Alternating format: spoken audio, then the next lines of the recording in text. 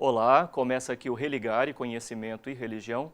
Mais de 50 anos se passaram desde o golpe militar de 1964. Qual foi a posição da Igreja Católica frente ao regime totalitário? Eu vou conversar sobre esse assunto com o professor Leandro Garcia. Ele é professor na Universidade Católica de Petrópolis. Seja bem-vindo, Leandro, ao Religare. Você pode acompanhar as notícias do programa através da página da TV Horizonte. O nosso endereço é www.tvhorizonte.com.br/religare.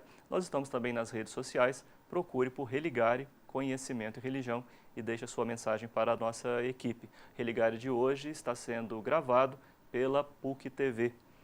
Professor Leandro, qual foi a posição da Igreja Católica frente ao regime militar? Porque no início ela apoiou e depois ela reviu a sua posição. Como é que nós podemos entender essa posição da igreja? Inicialmente realmente assim foi um apoio irrestrito, né? Por exemplo, quando foi dado o golpe em abril de 64, logo assim, algumas semanas depois, 2 semanas depois, houve uma reunião na CNBB, que na época a sede da CNBB era no Rio de Janeiro, né? E os bispos se reuniram, então assim, com exceção apenas de Dom Helder Câmara, né? Ou seja, eles assinaram um documento irrestrito, de apoio irrestrito ao novo regime que estava sendo instaurado, porque havia assim, uma espécie de um medo, de um pânico, de um pavor da igreja com relação à questão do comunismo. Então se espalhava a notícia, ou então se defendia a ideia de que estavam querendo implantar uma nova Cuba no Brasil. E essa coisa de implantar uma nova Cuba no Brasil era implantar o regime comunista no Brasil.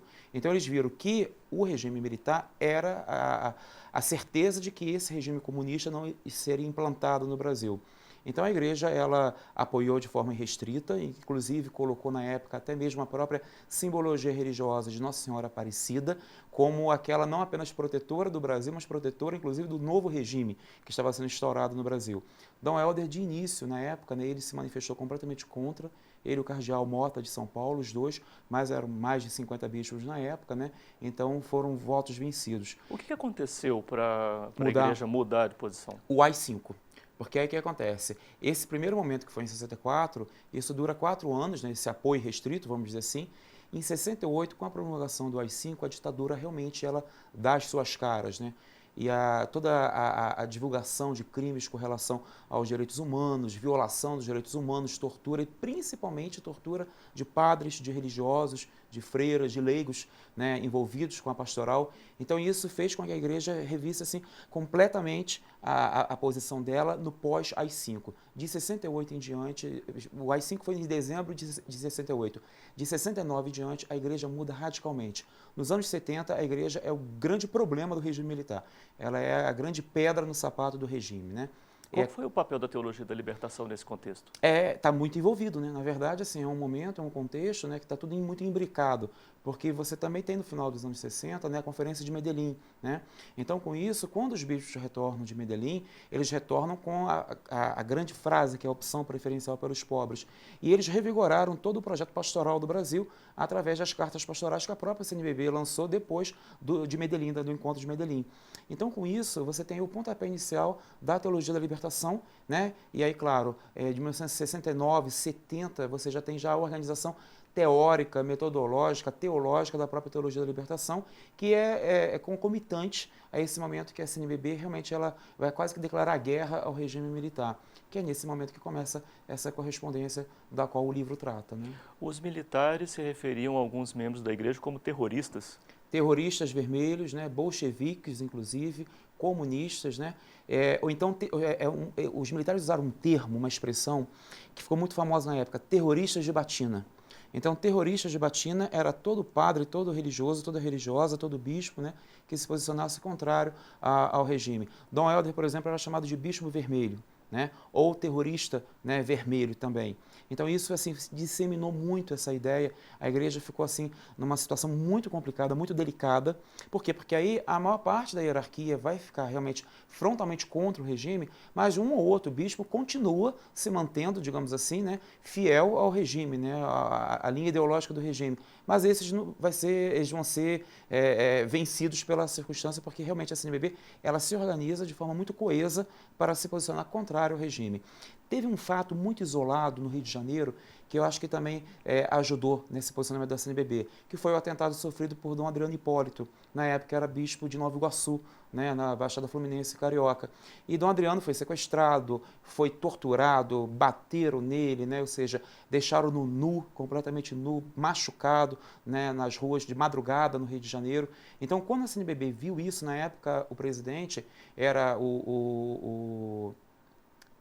Dom Aloysio Loscheider, que era o presidente da CNBB. Dom Aloysio Loscheider, o que ele fez? Ele excomungou os torturadores de Dom Adriano Hipólito, porque no direito canônico diz que é exatamente isso, que qualquer torturador, qualquer pessoa que infrinja um ato físico contra um prelado, ele pode ser excomungado. Então, realmente, assim, o episódio de Dom Adriano Hipólito foi algo assim que deixou a CNBB empolvorosa, e aí, de fato, ela e o regime foi algo completamente inconciliável, a relação dela com o regime.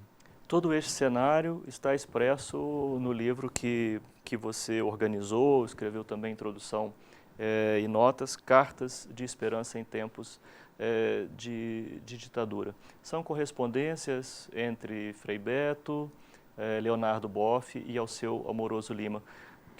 Como que você apresenta, né, a correspondência entre esses três pensadores? É verdade, porque o que acontece? São poucas cartas, né? São 25 cartas, poucas na quantidade, mas são importantíssimas no conteúdo. Porque, na verdade, a primeira carta do Frei Beto para o Dr. Alceu é uma carta de 1969, né? Frei Beto ainda não estava preso, ele era auxiliar do Teatro Oficina, com o José Celso Martinez Correia, né? Então ele já era frade, mas ele trabalhava como assistente de direção do Zé Celso, né, lá em São Paulo, e eles estavam montando o Rei da Vela, do Oswald de Andrade, a peça O Rei da Vela, que foi, na época, um dos grandes escândalos, né? E o José Celso Martinez Correia pediu ao Frei Beto que tivesse um contato com Alceu, para Alceu escrever um texto que seria usado como divulgação do Rei da Vela, da peça O Rei da Vela. E para falar um pouco de Oswald de Andrade, que naquele momento estava completamente esquecido do cenário cultural brasileiro. Então, o Frei Beto escreve a primeira carta, em 69, para Alceu, pedindo que o Alceu, então, escrevesse, né, um texto para introduzir, para apresentar a peça O Rei da Vela e falar do próprio Oswald de Andrade. Nesse momento começa a correspondência. Um ano depois, os frades dominicanos são presos em São Paulo. 5 frades dominicanos são presos, dentre eles Frei Tito de Alencar Lima, que foi barbaramente torturado. E aí tem a segunda carta, que é uma carta de fevereiro de 1970, uma carta de 14 páginas, na qual o Frei Beto relata com muito detalhe todo o processo de tortura que estava acontecendo contra os presos políticos e os presos religiosos dentro do presídio de Tiradentes, em São Paulo, no DOI-CODE de São Paulo. E o Alceu ficou literalmente escandalizado.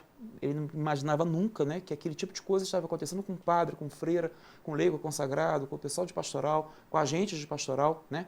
E havia uma espécie assim, de uma tipologia de tortura especificamente para os presos religiosos. Por exemplo, um preso religioso, um padre, uma freira, o torturador ele vinha paramentado de padre. Ele vinha com batina, com estola, e não se sabe como ele conseguia, às vezes, até mesmo uma mitra de um bispo. Ele vinha com uma mitra de um bispo na cabeça e dava choques e pontapés, enfim, todos os tipos de serviços de tortura. Como se fosse um superior religioso. Exatamente, exatamente. Essa era a simbologia. Essa simbologia, né? E às vezes, por exemplo, vinha com um pedaço de ferro, como se fosse um báculo de um bispo, e com aquele pedaço de ferro, né, dava pancada nos presos para forçar algum tipo de confissão. Frei Beto relata isso com muita minúcia nessa carta de fevereiro, né, de 70. E o Alceu, então, quando lê essa carta, ele se escandaliza, ele usa o espaço, que ele tinha um espaço privilegiado na imprensa da época, para denunciar isso tudo. Como é que o Alceu fazia? O Alceu pegava, ele tinha metade da página 2 do Jornal do Brasil, no Rio de Janeiro, que na época era um grande jornal. JB no Rio e a Folha de São Paulo, lá em São Paulo. Então, ele escreveu um artigo, vários artigos, como é que ele fazia? O primeiro e o último parágrafos eram dele, Alceu. E o miolo do artigo era a carta do Frei Beto. Então, com isso, ele conseguiu denunciar, né, literalmente, assim, falar o que estava acontecendo, só que o regime não fez nada com ele, Alceu, porque era já uma pessoa idosa, na casa dos 80 anos, o maior crítico literário brasileiro, se não o maior pensador naquele momento vivo, grande intelectual desde a década de 20, e o próprio presidente Costa e Silva ligou para o doutor Alceu, na redação do Jornal do Brasil, ele ligou pessoalmente para dizer que ele estava equivocado, que isso não acontecia no governo dele, né, no regime que ele estava governando o Brasil. Ele disse, não, não só acontece, como tem prova de que isso acontece, né? Então ali realmente o Alceu ele se tornou assim, também um outro problema para o próprio regime, porque o regime não mexeu com ele, deu liberdade para ele falar o que ele quisesse falar, e ele usou durante todos os anos 70, especialmente a década de 70, o espaço na imprensa para denunciar. E a maior parte dessa denúncia veio através dessas cartas que o Beto escrevia de dentro do presídio Tiradentes, lá em São Paulo, e depois do presídio de Presidente Venceslau, no interior de São Paulo também. Estes são os documentos que estão... São esses documentos. São esses documentos. E assim, são documentos todos eles inéditos, porque assim, o Frei Beto já teve vários livros de cartas que já foram divulgados, editados e produzidos, mas esses outros livros de cartas do Frei Beto eram do Frei Beto com os seus familiares, com os pais, com os irmãos, com alguns parentes, e com o Carlos Mestres, o biblista carmelita, né? Essas cartas com Alceu nunca tinham sido, nenhuma delas tinha sido publicada, são totalmente inéditas, são realmente 21 grandes documentos. Muito bem, Cartas de Esperança em Tempos de Ditadura é o tema do Religare de hoje. Eu converso com o professor Leandro Garcia Rodrigues. Vamos fazer um breve intervalo, mas voltaremos já.